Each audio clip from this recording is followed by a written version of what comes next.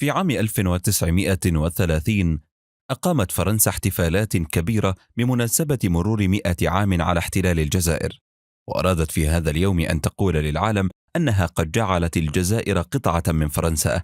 وكان الدليل على صدق حديثهم تجربة قاموا بها منذ 10 سنوات، فقد اختارت فرنسا 10 طفلات مسلمات جزائريات عمرهن 8 أعوام، وألحقتهن بالمدارس الفرنسية وعلمتهن اللغة الفرنسية ولقنتهن الثقافة الفرنسية وألبستهن الملابس الفرنسية. وفي هذا اليوم من عام 1930 وبعد 10 سنوات من الخطة الموجهة لطمس هويتهن، أقامت لهن حفلة تخرج دعي إليها المسؤولون والصحفيون. وحين بدأ الحفل ودعيت الطالبات العشر للخروج أمام الحضور، فوجئ الجميع بأن الفتيات الجزائريات خرجن بلباسهن الإسلامي الجزائري وبالحجاب، مما أصاب الحضور من المسؤولين والإعلاميين الفرنسيين بالذهول، وصعقوا من هول ما شاهدوه.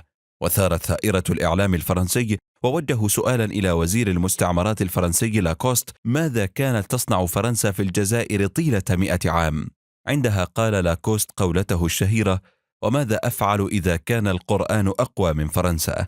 وبعد 90 عاما من هذا الحدث، وبالتحديد في يوم الجمعة 9 من أكتوبر عام 2020، وبعد مرور عدة أيام فقط على تصريحات الرئيس الفرنسي ماكرون حول الإسلام، والتي قال فيها إن الإسلام يمر بأزمة اليوم في العالم وفي مطار باريس، حيث كان ماكرون ورجال من حكومته وبعض من أفراد الشعب يستقبلون الرهينة الفرنسية صوفي بترونان التي تبلغ من العمر 75 عاما، وكانت محتجزة في مالي لمدة 4 سنوات من طرف إحدى الجماعات الإسلامية، حيث كانت تعيش وترأس منظمة لمساعدة الأطفال لسنوات.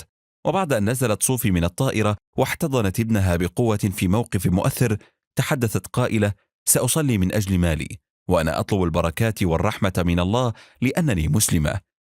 لم يعد اسمي صوفي، فالتي أمامكم هي مريم، معلنة إسلامها على الملأ وتفخر باسمها الجديد مريم.